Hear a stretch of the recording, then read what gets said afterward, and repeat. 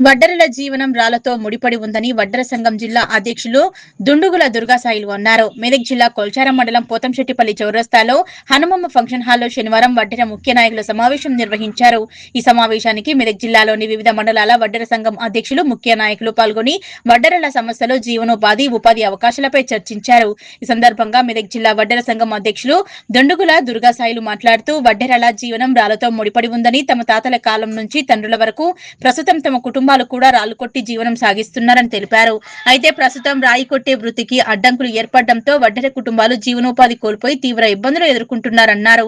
రాయి కొట్టడమే మా జీవనోపాధి, ఆ వృత్తిని కూడా అడ్డుకుంటే మా కుటుంబాలు ఎలా పోషించుకోవాలని ప్రశ్నించారు. గత 2 ఏళ్లుగా ప్రతి మండలంలో అటవీశాఖ అధికారులు రాళ్లు కొట్టే తమ సంప్రదాయ వృత్తిని అడ్డుకుంటున్నారని దుర్గాసాయిలు తెలిపారు.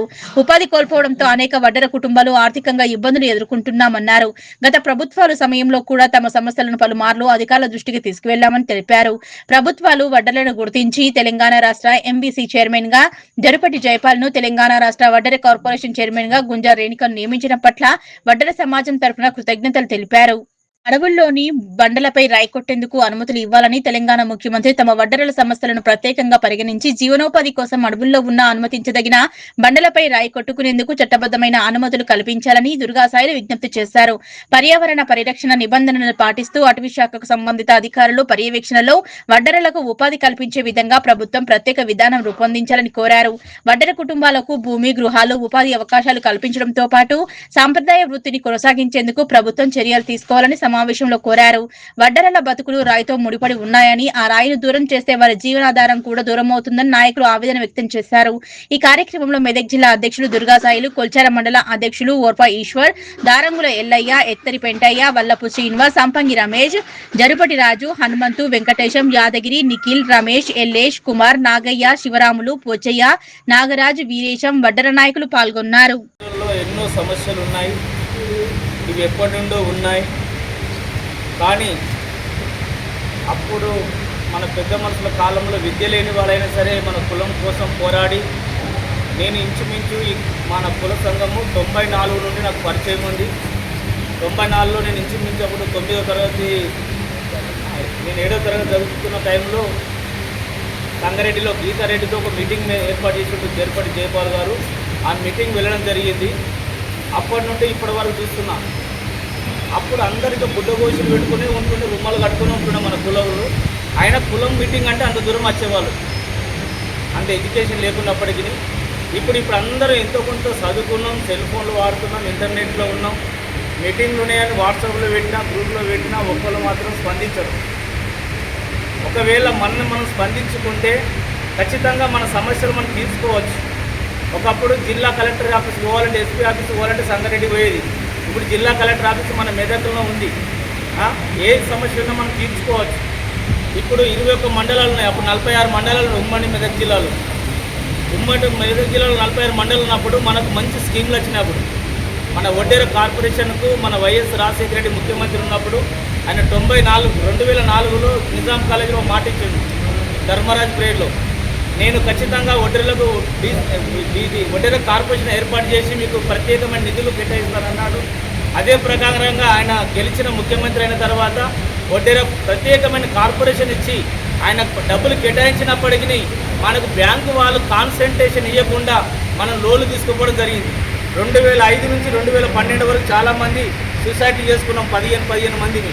అయినప్పటికీ మనకు బ్యాంకు వాళ్ళు కాన్సెంట్ ఇవ్వడం వలన ఆ లోన్లు మనకు రాకుండా ఆర్సీపురం ఒక్కరికే 70 నుంచి 80 లోన్స్ వెళ్ళడం జరిగింది. ఒక్కొక్క కుటుంబానికి 10 లక్షల నుంచి 15 లక్షల లోను. జేసీబీలు, ఇటాజీలు, ట్రాక్టర్స్ తీసుకున్నారు. మనకు మాత్రం ఎలాంటి ఉపాధి జరగలేదు. 2012లో మాత్రము ఒక్కొక్కరి ఒక కుటుంబం ఫస్ట్ వడ్డెరల హక్కు రాయి కొట్టుకోవడం, కొట్టనివ్వడం లేదు. దానికి కారణం ఏంటంటే మనం చేసుకున్న కర్మది. జీవన ఉపాధి అనేది ఇప్పటి నుంచి కాదు, మా తాతలు ముత్తాతల నుంచి రోజు కొట్టుకుంటా బతుకుంటా వచ్చిన వాళ్ళము. రీసెంట్గా కూడా మన కొల్చారమే, వేరే గురించి మాట్లాడతలే, కొల్చారంలో నేను చిన్న ఉన్నప్పటి నుంచి రోజు కొట్టుకుంటా బతికిన వాళ్ళందరూ కొన్ని రోజుల తర్వాత ఫారెస్ట్ వాళ్ళు వచ్చిన వాళ్ళతో మాట్లాడుకొని ఆ పని నడుస్తున్నది. దాన్ని వదిలిపెట్టేసినాం. వదిలిపెట్టిన తర్వాత ఈ మిషన్లు వచ్చిన తర్వాత ఏమైందంటే, ఫారెస్ట్లో ఎప్పుడైనా సరే ఈ మిషన్ వద్దేదని జంగల్ పెట్టినా ఏది పెట్టినా వాళ్ళు కొట్టనిస్తలేడు. ప్రజెంట్ ఏమైందంటే రెవెన్యూలో ఎక్కడున్నా సరే మీరు కొట్టుకోండి అని చెప్పేసి ఇంతకుముందున్న రాహుల్ రాజు కానీ ఎంపీ రఘునందన్ పోయినప్పుడు చెప్పిండు. ఇప్పుడు కొల్చారం మండలంలో ఫారెస్ట్లో కొట్టుకోవడానికి అసలు గుండె అసలు లేనలేవు. రెవెన్యూలో ఉన్నాయి కానీ రెవెన్యూలో ఉన్నాయి, ఫారెస్ట్లో ఉంది, రెవెన్యూలో లేదు. లేకపోయేసరికి ఎక్కడ పొలాలు ఉంటే అక్కడ పోయి జంగిడలు పెట్టుకోవాలి, కొట్టాలి. ఇంత ముందు చేతులతో కొట్టినప్పుడు ₹2 మిగులుతుండే. ప్రజెంట్ ఇప్పుడు ఏంది మిషన్ బ్లేడు ఇవి తెచ్చకపోతే అసలు డబ్బులు అనేది మిగులుతలేదు. చూడడానికి రౌతు కొడుతున్నట్టే ఉన్నాం, ఏం లేదు. చాలామంది మండల అధ్యక్షులు తెలియదు. మేము ఆల్రెడీ ఇంకా ముందుకు ఎక్కరి మారన్న దగ్గరికి వెళ్ళాము, సీతన్న దగ్గరికి వెళ్ళినాము. ఎంతమంది లీడర్స్ ఉన్నారు అంతమంది దగ్గర పోయి ప్రతి ప్రాబ్లమ్ని చెప్పుకుంటూ వస్తున్నాం. ఇప్పుడు జరుగుతుంది ఏంటంటే ఉన్న ఉద్యోగులకు రౌతు కొట్టుకుని ఇక్కడ చాలా ఇబ్బంది అవుతుంది. ప్రతి మండలాల్లో ఇదే నడుస్తుంది. ఇంకా ఇట్లనే మేము ముగ్గుంటే మాకు ఏంటంటే రుక్ అనేది బంద్ అయిపోతుంది. రుక్ అయ్యి ఉద్యోగులు ఎవరైతే ఉన్నారో అందరూ చెడుదారులు వెళ్ళిపోతారు. మొత్తం చెడుదారులు వెళ్ళిపోయి ఇబ్బందులు అవుతున్నాయి.